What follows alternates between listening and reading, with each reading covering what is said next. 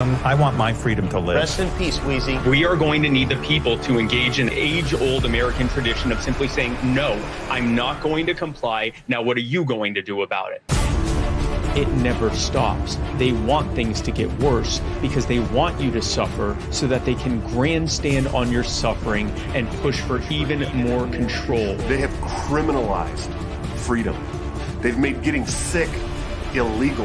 This isn't about COVID any more than the Patriot Act was about Al-Qaeda. It's about government asserting more control over your lives, your rights, your properties, and in this case, your bodily autonomy. It has a lot of vaccinated people alarmed because of the power grab that's involved. Enough is enough. We better change our tune and start resisting. Government makes up less than 1% of the population. If even 5 or 10% of Americans simply refuse to comply, all of this goes away. Absolutely, this is the hill worth dying on. We haven't given the statutory authority to any agency to do this kind of thing. There is no such thing as government power. There's only what we are willing to comply to.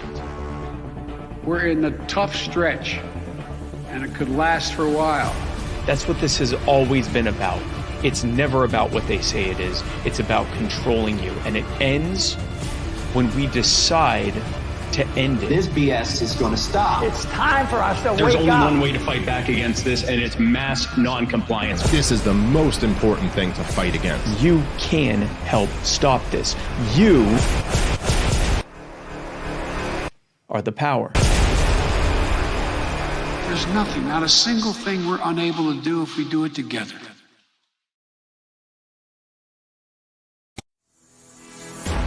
And I'm fucking livid that we are stuck in the timeline where Alex Jones is right. Kind of worse than a word. Oh no! Oh, okay, no. Why aren't the Amish afraid of COVID? Because they don't have TVs. As I said, democracy is a system that reinforces authoritarian ideals. I hope I don't get canceled. Talk to Steve. Being a victim of a tragedy doesn't make you an expert in public policy. I mean, AOC is a drama queen and she's full of shit. Remember, they lost the Afghan war 10 years ago. You brought a freaking guillotine. I did. They said, you don't get to tell us no. We're the state health department. And I said, hell no. It wasn't making Christianity better. It was making rock worse. What the fuck do you have on your face, Olivia? You want to make the world a better place? Have some babies and raise them to not be stupid. I remember thinking, man, governments are not going to like this shit. Ladies and gentlemen, boys and girls, activists, shitposters, and people of the internet, thank you for tuning in to another episode of O'Donnell for Liberty. As always, I'm your host, Justin. And before we get started, just remember, whatever platform you listen on, whether YouTube Live, Odyssey, Spotify, Apple Podcasts, Anchor, or on LRN.FM, you can help grow the show by liking, commenting, subscribing, and sharing the content with your friends. If you enjoy what we're doing, you can join the production team by visiting patreon.com/O'Donnell for Liberty. Again, that's patreon.com/O'Donnell4Liberty. And make sure to check out snexwag.com for all your favorite Liberty merch, including some brand new editions celebrating that self-defense is still legal after the Rittenhouse verdict. Again, that's snexwag.com, and you can check out the awesome collection of hoodies to get yourself ready for colder weather. If you want to keep in touch between shows, follow me on social media and join our community Discord channel where you can chat with other fans of the show at any time. All these links can be found in the description of the video or podcast you're listening to, as well as on O'Donnell4Liberty.com. So check the description for that link and make sure you give it a visit today. Tonight's guest, we have the High Priestess of the Reformed Satanic Church, one-time candidate for sheriff and mayor, one of the Crypto Six who was arrested in a pre-dawn raid on her home in Keene, New Hampshire over a minor disagreement with the government involving Bitcoin. Please welcome to the show, Aria DiMezzo. Thank you for having me. I'm doing great. How are you tonight? I'm awesome. So you have quite the resume of a liberty activist in quite a short period of time. Like, you haven't even been in New Hampshire all that long. No, I've been here a little over 3 years, I think. Yeah, and because I wasn't long after I moved when you finally moved. I remember when I first got introduced to you was when you and Will Coley still had a show, and he had brought me on after I got assaulted in Boston for being white. But like, since you've come to New Hampshire, you've run for sheriff, you've run for mayor, you've been arrested in a pre-dawn FBI raid, you've started. It's been a busy few years, yeah. And just not that it's important, but I actually have run for sheriff twice. The first time was as the Libertarian candidate. That's right. Honestly, I think your Republican one was way more fun. Oh, it was significantly more fun and significantly more successful as far as, activism goes. I mean, no one paid any attention to the Libertarian Party having a sheriff candidate, but when suddenly the Republican candidate was me, a lot of people paid attention to it. And I had fun the entire time, and I'm still having fun with it because the Republicans are still upset.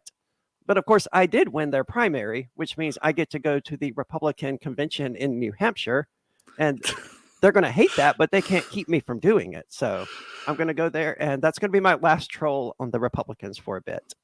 Well, I remember, was it 2 years ago, the Republican convention? Somebody had just made a proposal to delete the plank that specifically was against gay marriage in the Republican platform, not even to replace it with a pro-gay marriage one, just to stop having it as part of their platform that they were against it.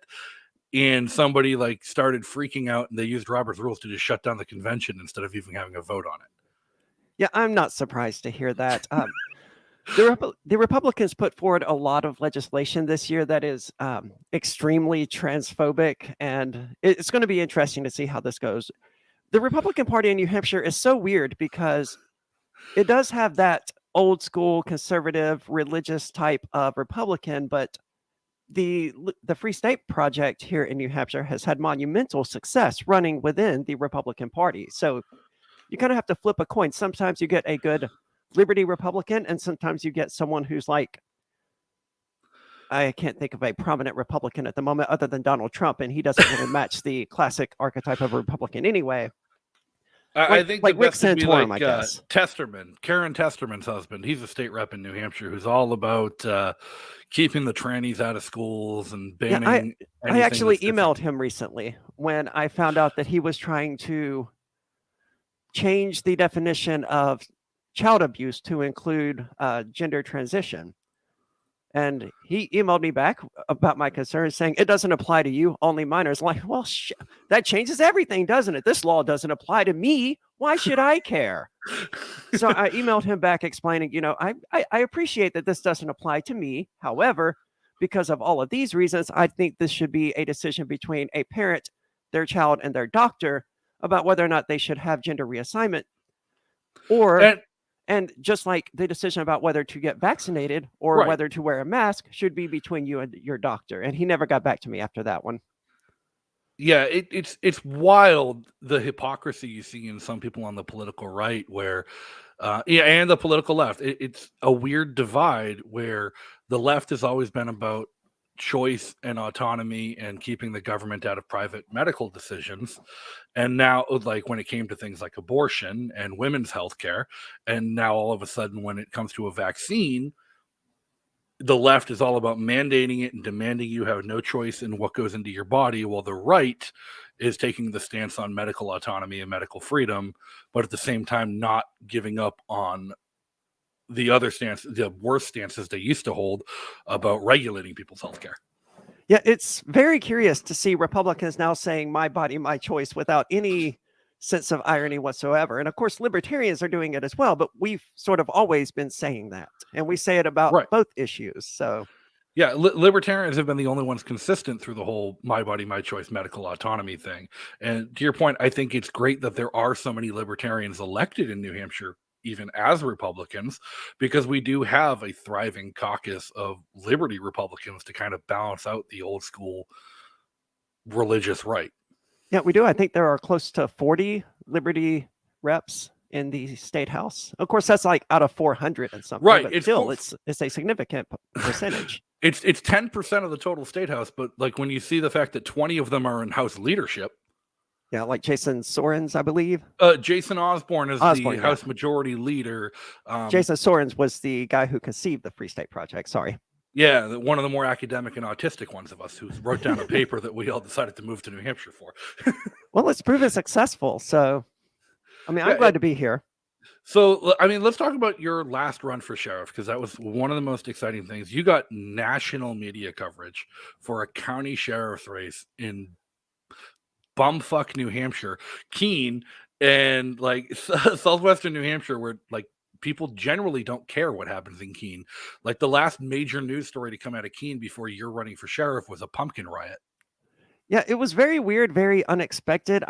other than like Joe Arpaio or one of these other, huge national figures, I think I was probably the only sheriff candidate in the United States who actually had a campaign manager.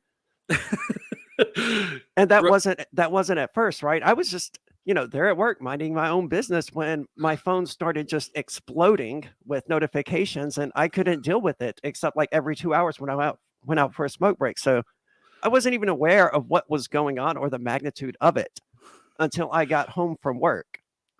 Well, that's you won a primary, and it was against a write-in candidate, but the write-in candidate was the past sheriff.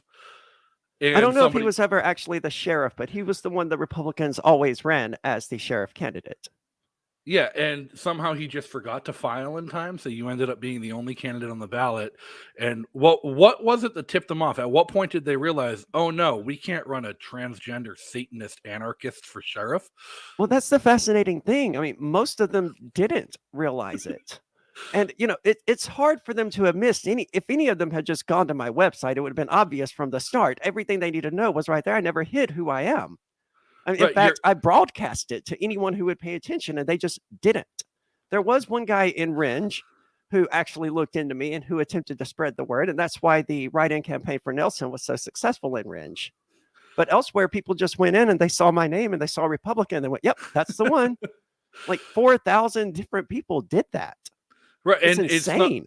And like, how do they miss your yard signs even? Like your yard signs literally said, Arya for sheriff, fuck the police. They did not at that point. I decided it was a bad idea at that point to plaster, what was close to profanity all around the county.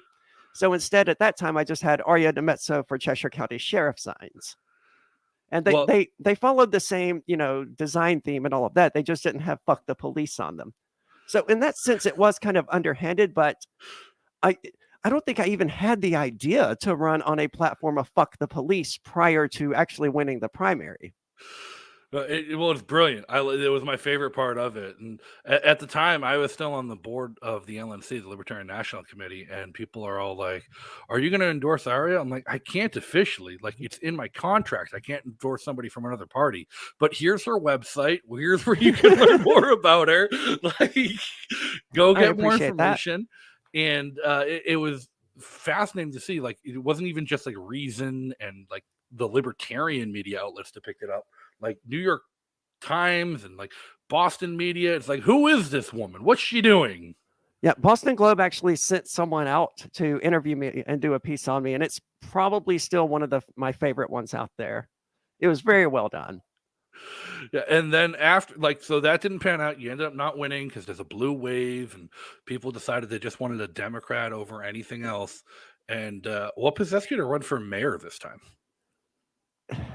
I really don't know. I had floated the idea. Look, after the sheriff campaign, I was like, all right, well, what am I going to do next? And my idea was like, okay, well, I'm either going to create a deep fake of just some totally normal looking dude, and I'm going to say the most straight up anarchist things possible with this deep fake, but I'm going to phrase it in a way so it doesn't sound so extreme.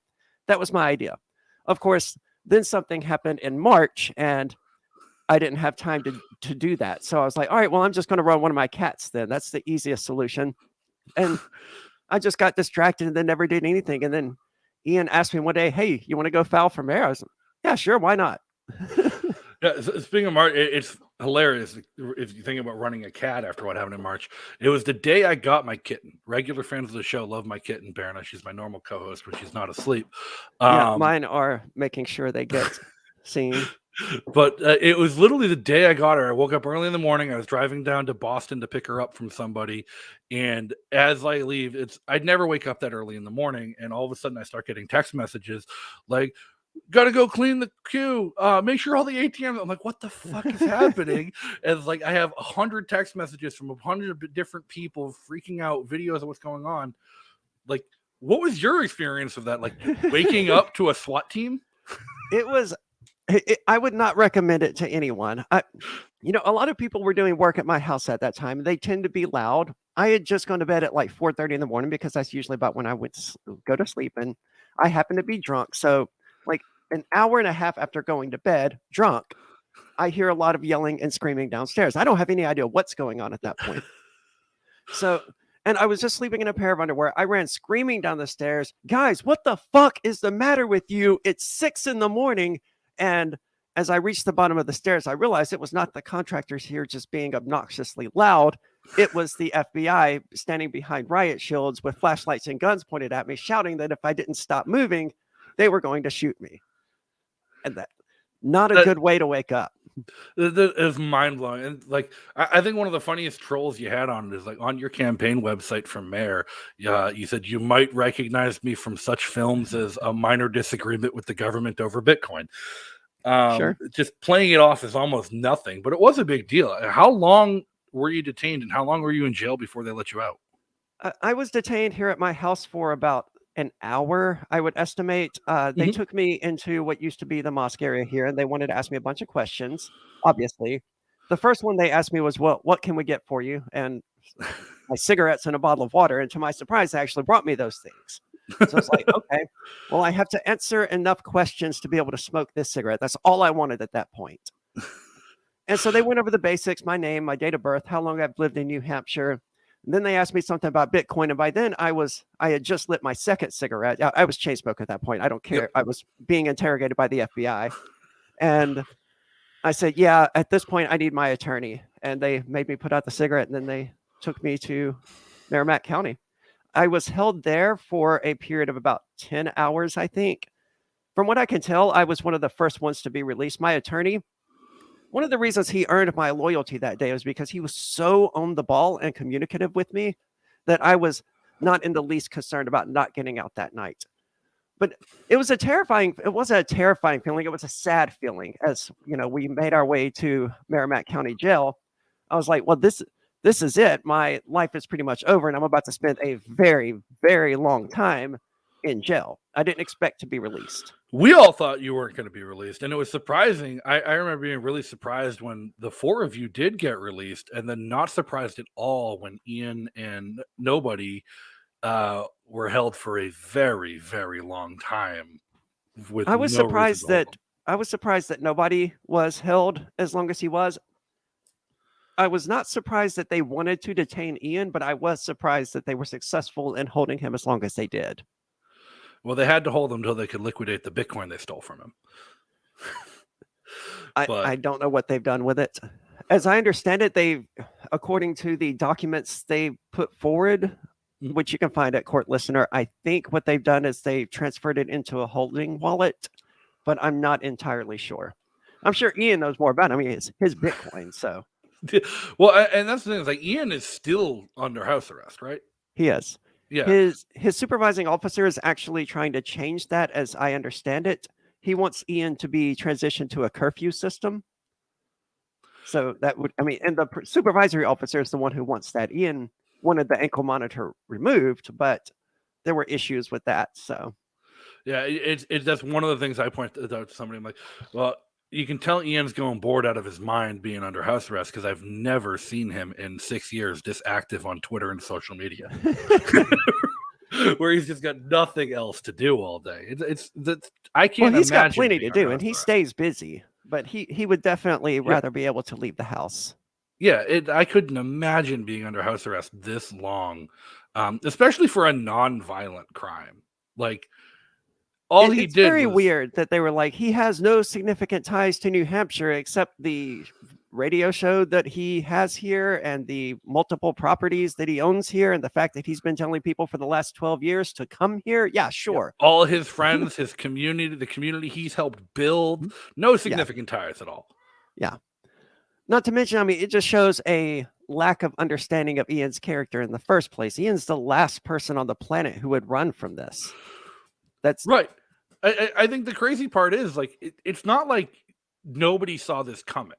Given what was happening and Ian being the type of person he is, like he was never going to ask permission. He was never going to file for licenses to do it. He was just conducting business with people he met and was doing business with. It was almost a matter of time till the government decided to come after him. Yeah, and I think that's related to the sheriff campaign, to be honest with you. I mean, the investigation they had been doing had been going on for like 5 years or something like that. And then suddenly, 6 months after it started looking like, holy shit, these people may actually accomplish something. We need to move. And I think that's what happened. Yeah, well, Because between what Ian's accomplishing in Keene with the Shire Society and building LRN and like reaching tens of thousands of people a day on the radio, and what the Free State Project is accomplishing, like on the books legislatively, getting people elected and literally taking over the state, it must be terrifying for the statists to watch from the outside. I mean, especially the statists who are part of the FBI and, the U.S. Attorney's Office. They have to be upset. But I mean, there's nothing they can do about it. Except bust down doors at 5 a.m. And as Shay Ginger says, at least they didn't shoot your cats. That's true. That was the only thing I was actually worried about that morning. They said, "Are there any animals in the house?" I was like, "Yes, there are 2 cats. Please don't hurt them." As like, we won't do that. Our policy is to not escalate things. And at that point, I wasn't concerned. So I said, "Oh, okay, new policy." They didn't care much for that. So what exactly did they charge you with? They charged me with operating an unlicensed money transmitting business and conspiracy to operate a money transmitting business without a license. So basically running a business without a license, something that you wouldn't expect the FBI to kick in people's doors over, but that's what they chose to do. But the very notion of your business was helping people get away from the US dollar. So it was defunding the war machine. Yeah, which is honestly, I think a whole lot of libertarians, at least on the minarchist side, not so much the anarchist, wouldn't be so opposed to taxes if they could check box where their taxes went to and could just defund the war machine. If it was just for things like roads and schools, I think the libertarian and liberty movement would have a whole lot less steam behind it. Sure. Because people would be more than content to pay for the things they actually wanted. But even just using the USD, not just paying taxes, but even just using the currency gives it power. And if the dollar has buying power, then they're going to use it to buy bombs, as they've been doing for the last century. It worries me at times just seeing what happened to you guys. And now my business isn't necessarily engaged in buying and selling crypto or money transmitting, but like I've been living off of crypto for the past few years here in New Hampshire. My income is largely denominated in cryptocurrency. I've managed to find an arrangement where I can pay my rent and utilities in cryptocurrency, and I have local restaurants and establishments where I can shop with cryptocurrency. People like me and people like you and Ian and people like Joelle and Naomi out on the seacoast who have done these kind of things, I feel like it is an inherent threat to their status quo. Oh, yeah. And at what point do they stop going after the people just engaging in it as a business and go after anybody who's just living their life? Well, I mean, they really can't, right? Because it's the same reason so many people get away with just not doing their taxes. There's so many people who don't do their 10W 1040s or whatever that the IRS just can't do anything about. So they just go after the big targets, the one who are evading taxes for the tunes of $400,000 or $500,000 or more. So it's the same thing with cryptocurrency. They can't go after every single person who just subsists off cryptocurrency. So they go after the most notable, prominent figures to try to make examples of them, like they did with Ross Ulbricht. That way they don't have to target everyone who might run one of these dark web exchanges. They have to just take out this one person and crucify them, sentence them to 2 life sentences for running a website, and that will scare off enough people. Of course, it didn't work then, and it won't work with cryptocurrency. But that's their strategy. Well, I like to say with Ross's case, all that Ross really did was take violence out of the drug trade. And that's where the real threat came to the government, is they're the ones with the monopoly on violence. So when you take violence out of the drug trade, there's no place for the government to be involved in anymore. And that was their big threat. Because when they shut down Silk Road and put Ross in prison, it didn't stop what Ross did. Like Dream Market popped up Silk Road 2 popped up immediately. Now we're on like Dream Market 4. Every time they shut one down, a new one pops up and is usable. Well, hopefully they learned that it's like a hydra. If they cut one head off, multiple heads grow to replace it. Just like with the Pirate Bay, that brief period where it was actually shut down, thousands of new torrent sites popped up. Yeah. And the reality is Facebook and Instagram facilitate more drug sales per day than Silk Road ever did. Do they? Like it's Facebook and Instagram where people were buying and selling the counterfeited vape cartridges from China that were killing people. I didn't know that. Yeah, it's Instagram posts. Like, you can go on Instagram and just find people who have accounts that just pictures of weed, and you can comment and tell them how much you want, and they'll DM you and ask for an address and send you a PayPal. Damn. Like, Facebook's not in trouble. Why isn't Mark Zuckerberg sharing a cell with Ross? It's a good question. Because he paid off the right people. That's the answer.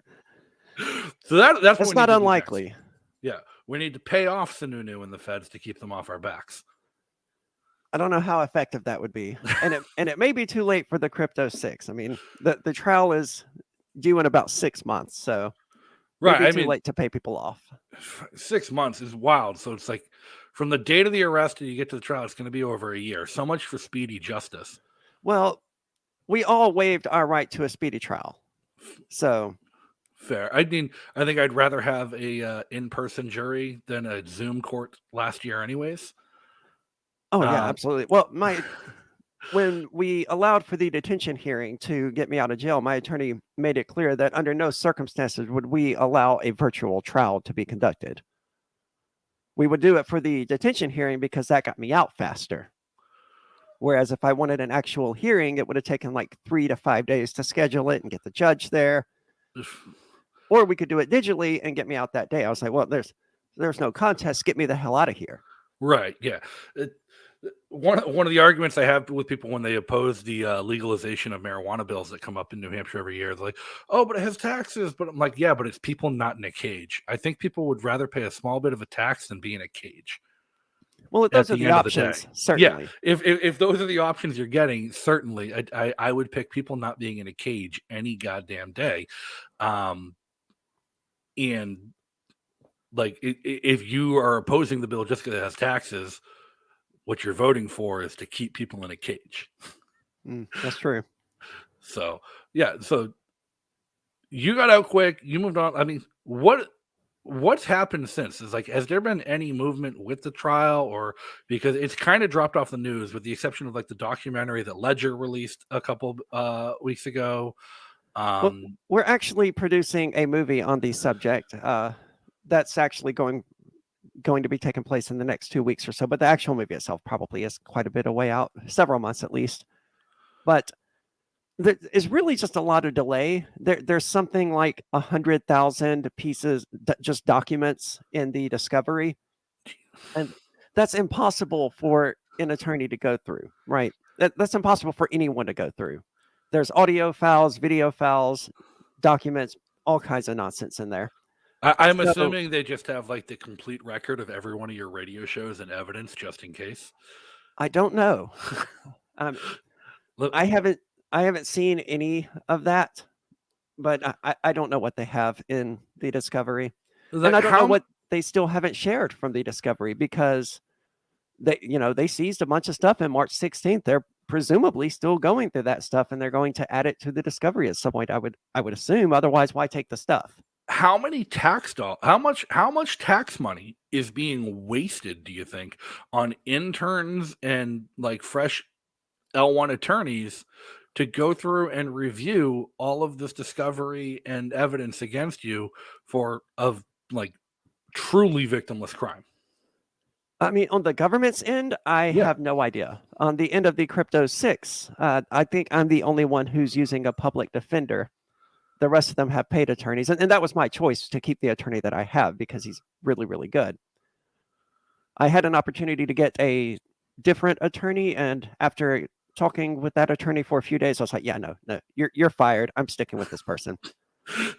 Now, are they giving you all the same judge? Or are they? Yes. Okay. At present, it is all one case. I don't know. Some people may want to have their case severed and get their own separate trial. Some people may want to have charges severed so they get multiple trials. I don't know what people are planning on doing. But at the moment, it is one trial before one judge.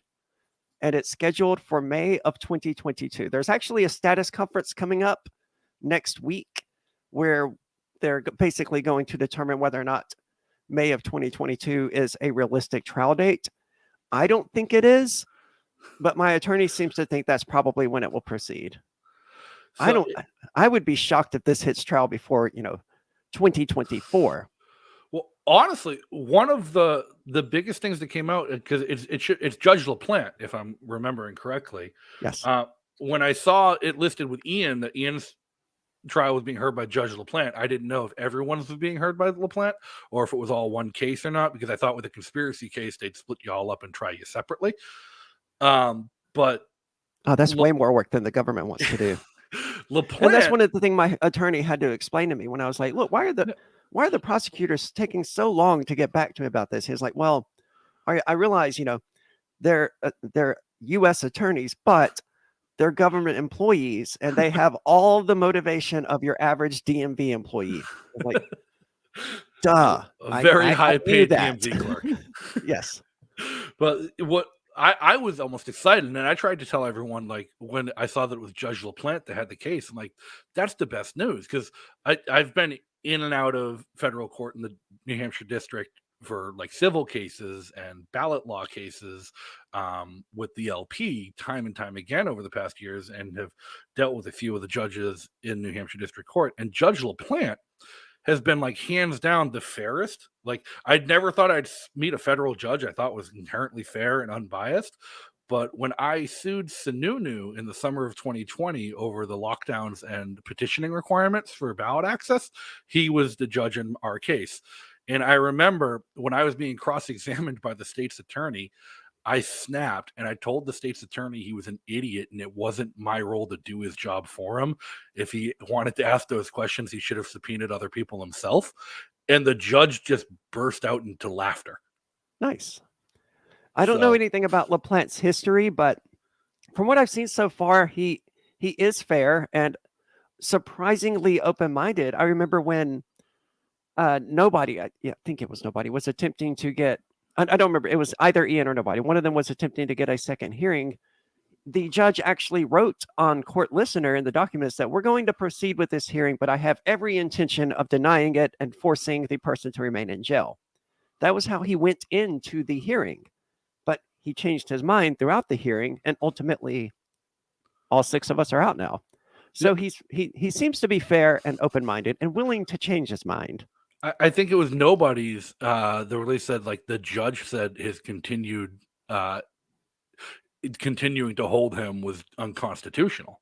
Yes, that was LaPlante. Yeah, no more doing that, and forced them to let Nobody out, even though he might have not been the biggest help to his own case in getting out with some of his rhetoric and things he would say to people on recorded lines. But that's Nobody, though. I mean, yeah, anybody who knows him would expect no different. Right. So I mean that's a concern, when Nobody is one of your co-defendants. It's like, hey, can somebody who is allowed to talk to him tell him to please shut the fuck up and stop talking? Yeah, I can see that being an issue across the board. I mean, like, Ian is also the kind of person who might not, if there's a chance to martyr, if he sees himself going down, but a chance to martyr himself to make a point, at what point, like, is the only thing that's going to stop him that he doesn't want to bring everyone else down with him. Whereas Nobody might just say, fuck it, we're burning the ship down on the way. That's fair. It makes me think of there's a movie called Find Me Guilty starring Vin Diesel. It's a true that's story. A fantastic movie. Right. But I'm just getting a picture of Nobody in Vin Diesel's shoes representing himself in the case, and all the rest of your lawyers saying, please stop, please stop, please stop. Well, we at least have on our side that Nobody is not representing himself. So there is that. Yeah, he's not the dumbest lawyer in the world. No, certainly not. So, I mean, what do you think is going to happen with the case? Like, what's your prognostication of it? Like, they put you a laundry list of federal charges. It almost feels like there's a strong thing. They went after your church with it too, not even just you. Yeah, I mean, it's difficult. There are so many pennies in the air that who knows whether they'll all land heads or all land tails or what the mix will be. It's impossible to really have any idea what's going to happen. I'm only being charged with 2 things. That's less than any of the other 5 have.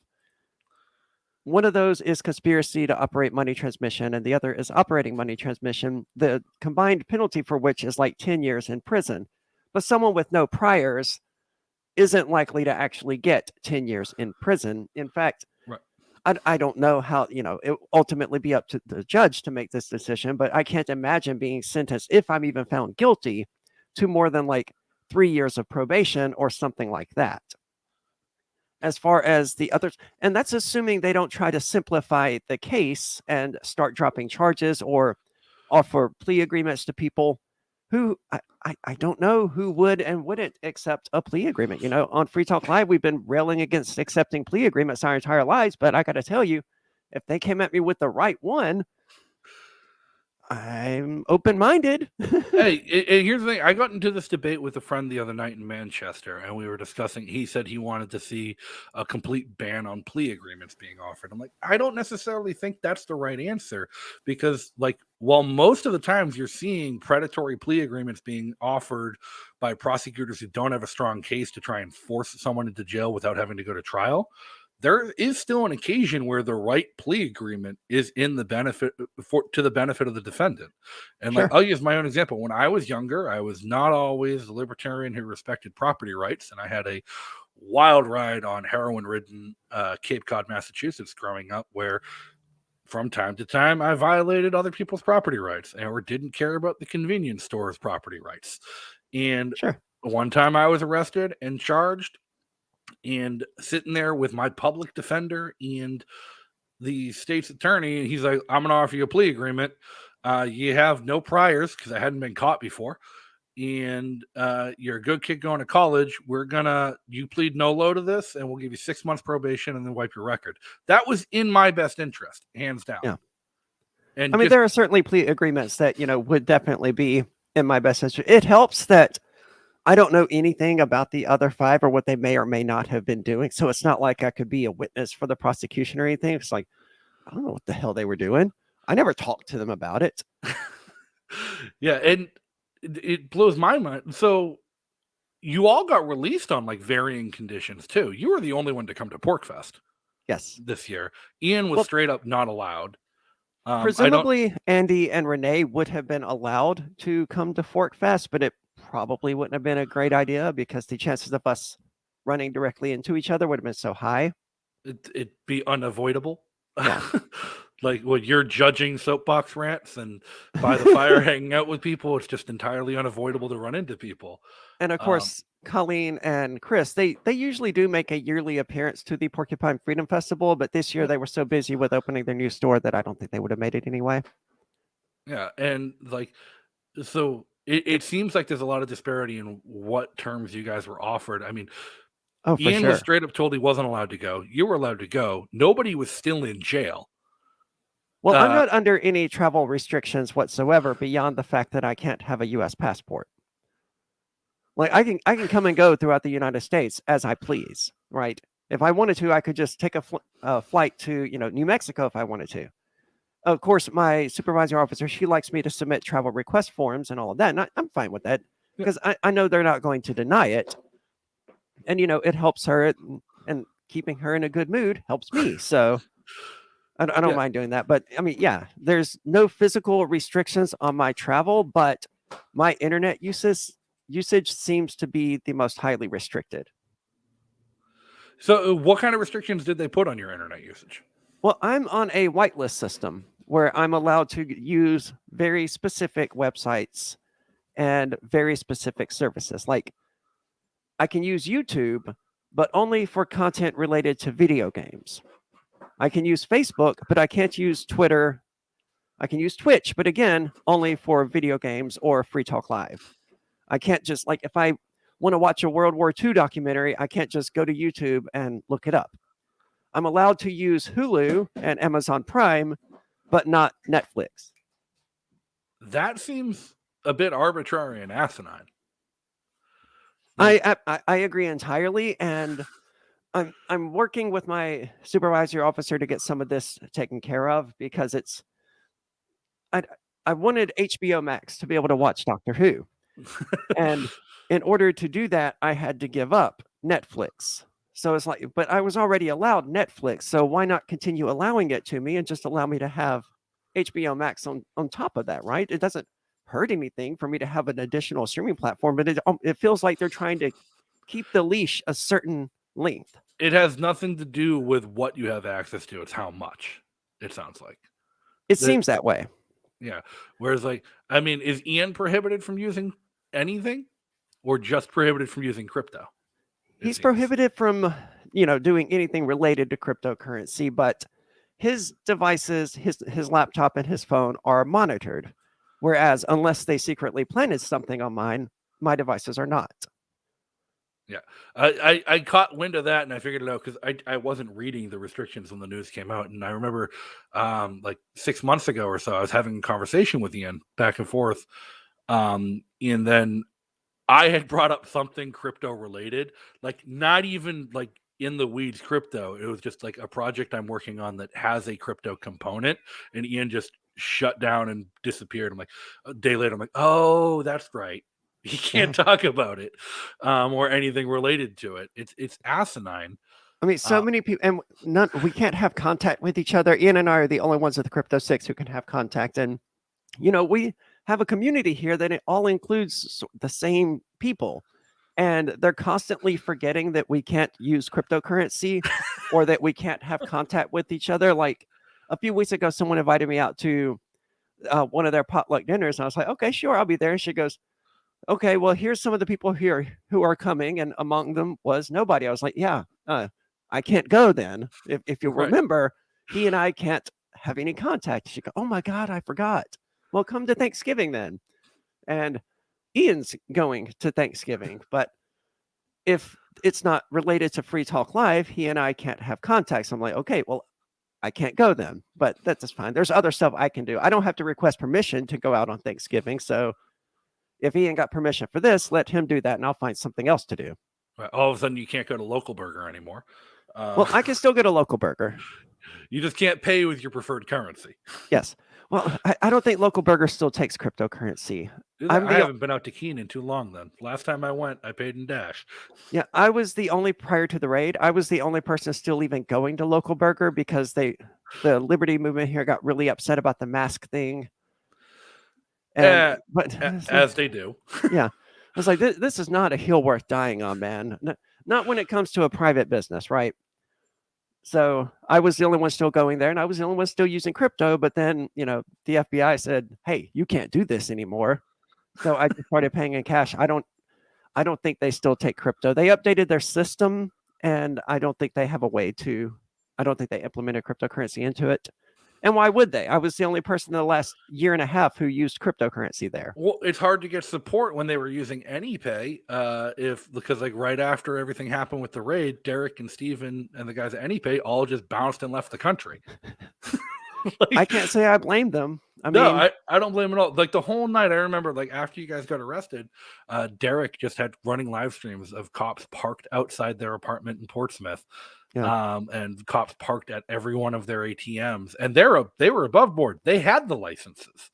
Yeah. They asked for government permission for their business and were carrying out their business. And then the moment the cops were gone, they just like bounced. And I don't blame them at all, but kind of makes it hard to ask somebody to take crypto at their business when the people running the POS aren't available for support. Well, they are still available for support. Yeah. I mean, they're just. I'm not having any contact with them, and they're not having any contact with me, and that's probably smart for all involved parties. But yeah, if I was able to use cryptocurrency and I was trying to get someone on board with doing it, I would try to set them up with AnyPay, obviously, because that makes it easier. But in the long run, if Keene and New Hampshire in general, which is where AnyPay is so successful, the people here who are actively advocating for cryptocurrency can't get in touch with the AnyPay people, it's not a solution to the problems we have. No. Everywhere I've seen that's still taking crypto nowadays, they have their own personal wallet. Some of the places that used to use AnyPay don't use it any longer, but they're still taking crypto just through the owner's personal wallet and keeping track of things. Here in Keene, there are still a lot of places that are taking AnyPay. As I understand it, I mean, Curry Indian still does. The barbers still do. Water Automotive, I think, still does. But of course, all of that's hearsay for me because I can't, scan a QR code and check. Yeah. Shay Ginger in chat wants to ask, what does Arya think of the Libertarian Party in New Hampshire? Why not run as a Libertarian instead of a Republican? I think, well, Arya has run as a Libertarian and as a Republican. I did. When the Libertarian Party in New Hampshire had ballot access, it was easy to run as a Libertarian. Now, to run as a Libertarian, you actually have to go out and collect signatures and all of this stuff. And I don't want to do that. When instead I can just file for a Republican and skip all that nonsense. Yeah. And run an extreme, like when I ran for a sheriff as the Libertarian candidate, I got, I think, 4.7% of the vote. Versus when I ran as a Republican and made national headlines, actually international headlines, and got like 20 to 25% of the vote. The actual percentage of vote that I got is unclear because I haven't calculated it. There was a clerical error in Westmoreland where they reported that the town of Westmoreland had 7,710 votes for Eli Rivera. And Westmoreland has a total population of like 1,700. So they added an extra 7 or an extra 0 there. It's unclear. And that went into the recorded vote count there in the official state book that Westmoreland almost 8,000 votes for Eli Rivera. So if you subtract like 7,000 of those votes, it was closer to like 27% that I got. And obviously those votes have to be, eliminated because they weren't real. Yeah. To that point about Libertarian Party versus Republican in New Hampshire, like I used to serve on the board of the Libertarian National Committee. One of the biggest proponents of the Libertarian Party. But here in New Hampshire, things are a little bit different because Free Staters have paved the way to actually winning. And I went down the membership rolls a couple months ago and looked at, there are more lifetime members of the Libertarian Party currently serving as Republican state reps in New Hampshire than there are Libertarians elected to office anywhere else in the country. Wow. So that's shocking. I mean, right. It's not terribly surprising, but it's shocking to hear. Right. And they're just not bragging about their LP affiliation. But the LP has also been a huge driver of Free State Project movers. Yeah. And when people get here, they're willing to support the Libertarian Party. They're willing to help the Libertarian Party grow and do its messaging, but they want to get into office and make effective change as soon as they can. And when you can pay $2 to file for the ballot as a Republican instead of wasting 6 weeks with petitions, it makes it a hell of a lot easier to do that.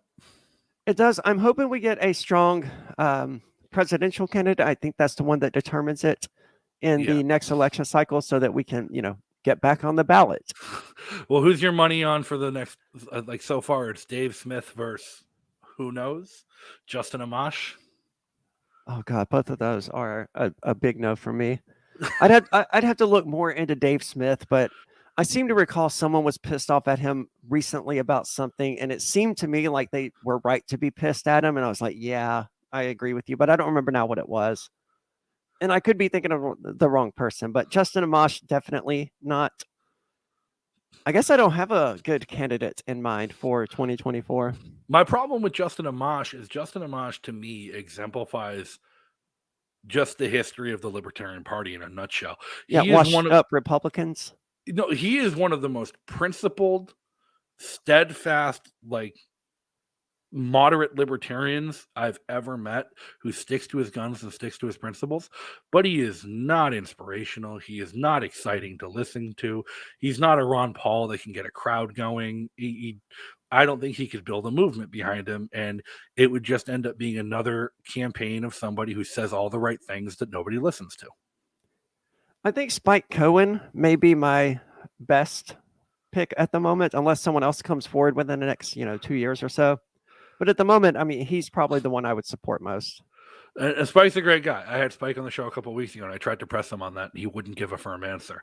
But I do blame him.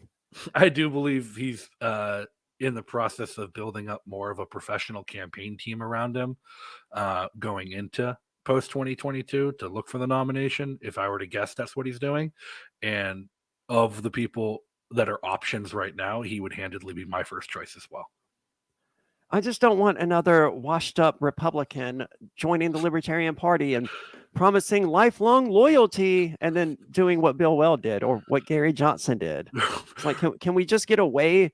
I understand here in New Hampshire, there's a tight relationship between Libertarians and Republicans. That's weird. But on the national scale, can the Libertarian Party just distance itself from washed up Republicans? Is that so much to ask? Yeah, it's weird because like you look at Larry Sharp right now, who's been one of the best candidates the LP has had, even though he's been in New York where he hasn't stood a chance in hell. And he's running for governor again next year in the Republican primary in New York. Really? Yeah, he's planning to go for fusion. He says his goal is to get not just the Republican and Libertarian line, but also Andrew Yang's forward line, the conservative line, because they have full fusion in New York, and to get basically everybody but the Democrats' lines. Well, I wish him the best in that. I don't know that it will be successful, but if it is, more power to him. Well, when I spoke with him and I asked him about his strategy and what he was doing, one of my big questions was like, what are you running for? Are you planning to run to win, or are you planning to run to educate and teach and keep ballot access? He's like, I'm running to win. And I'm like, so why aren't you running as a Republican? He's like, I am. I'm like, oh, great. I'm on board. We're at that point where I'd love to see Libertarians only running races where they can actually win.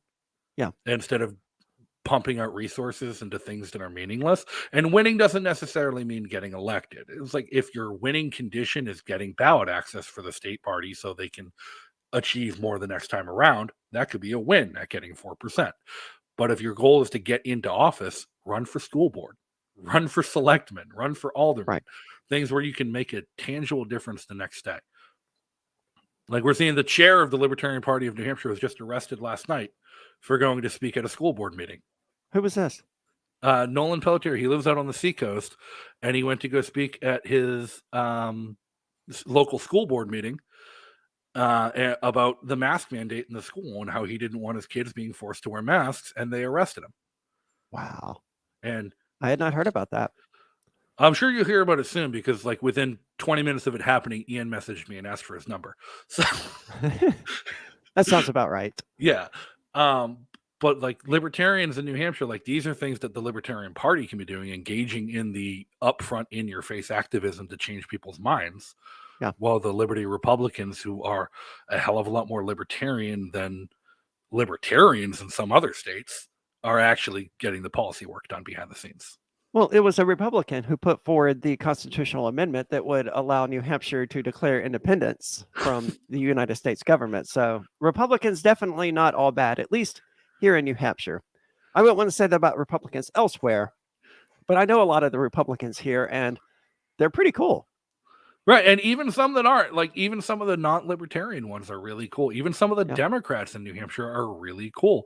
I remember before he lost his primary, there was a Democrat from Keene, Will Pearson, who was somebody I worked with regularly in the State House on election law reform and ballot access reform. And he was awesome. And I spent like 3 years trying to convince him, like, Will, I think you're a libertarian. You just don't realize it yet. And like people come from that background because like live free or die stuck around as New Hampshire's motto because people actually believe it here. They do. There is a very strong libertarian philosophy already in New Hampshire. So the Free State Project, they made a very good choice with New Hampshire. Yeah, and to be honest, like I did not move to New Hampshire for the Free State Project. I didn't even know it existed when I got to New Hampshire. I moved to New Hampshire because I had a minor disagreement over firearms laws with the Commonwealth of Massachusetts. Those will happen. And my attorney advised me to move to New Hampshire, so I did. Nice. But those, like, I got here and like, I'm like, God damn it. Met my neighbors and my neighbors were like, yeah, we're Free Staters. I'm like, the hell's a Free Stater? And they brought me to a dinner. I'm like, you guys are awesome. I like these people. Like, see, I knew a lot of Free Staters before I got here, but it was very interconnected relationships kind of way. Like Will Coley, I was doing the show with him, as you mentioned, and right. That was how I got introduced to Ian and the Porcupine Freedom Festival. Came up here, hadn't even heard about the Free State Project. I'm sure it was mentioned at the first Porcupine Freedom Festival, but I didn't notice it because there was so much other new stuff to pay attention to. Then I ended up moving here, I think, the following year. Yeah, I think it'd be hard to get through a pork fest without a mention of the Free State Project. Yeah. But I mean, there was so much new stuff for me to pay attention to here that I was like, that sounds boring. Tell me more about this thing you're doing. Tell me about those guys with all the guns. Tell me about those guys with all the cryptocurrency. Who's that? He's selling silver for Bitcoin? I'm in. Yeah. It was very much like that. Yeah. And of course, everyone warned me, hey, New Hampshire isn't the Porcupine Freedom Festival. I was like, well, duh. I appreciate that you feel the need to tell people that, but for those of us who are used to being adults, we know that a week-long festival in the woods is not how life always is in New Hampshire. It'd be great if it was, though. It would be. The only thing I did not like about moving to New Hampshire was all of the people who said, welcome home. It's like, could you make this sound any more like a cult? Can you just not? Next, are you going to call me Jane from now on? Come on, back up. Relax. There's no need to be like, welcome home. It's creepy. That needs to stop. I know I'm the only person who sees an issue with it, but I freaking hate it. No, it's definitely a cult. But as long as you recognize you're in a cult, you can be aware of when the cult starts to go wrong. That's fair. But definitely cult-like. So you're not allowed to use Twitter. You're not only allowed to use YouTube and Twitch for games. I guess there's nowhere else to tell people to follow you right now other than LRN and Free Talk Live. Well, I have a manager who's managing my Twitter for me, so they could follow me there. The best way to get in touch with me, though, since I have to be able to administrate freetalklive.com, is to join our social media server there, which is social.freetalklive.com, or the Matrix server, which is like Discord, except it's decentralized. So Discord killed our channel, our server a long time ago. So we created a Matrix server, which is the same basic sort of thing, except we control it, and that's at chat.freetalklive.com. And I wouldn't really recommend joining that because the Discord server was always really, really toxic. And as when we most moved to group chats Matrix, tend to be. And when we moved to Matrix, it was so difficult for people to use that only the most toxic people even bothered to join it. And now it's just a cesspool of toxic, hateful people who hate themselves, each other, and strangely enough, Free Talk Live. But they can't stop listening to it, and they can't stop telling us how much they hate us. It's very peculiar. All right. Well, we're coming up on the end of the hour. Everybody join social.freetalklive.com to get in touch with Arya and everyone else over at Free Talk Live and LRN. Any last piece of advice you want to give people about crypto or living in New Hampshire or the Free State Project before we sign off? No, I think we've gone over most of it. I would suggest that the Free State Project is a better and more effective use of people's time than the National Libertarian Party. That's not to say that the National Libertarian Party is useless, but the Free State Project has achieved more in 15 years than the Libertarian Party has achieved in the last 70. Yeah. And well, I think it's 50, and the Libertarian Party's only been around since 72, so we're about 50 years. I thought it was the 50s for some reason. Okay.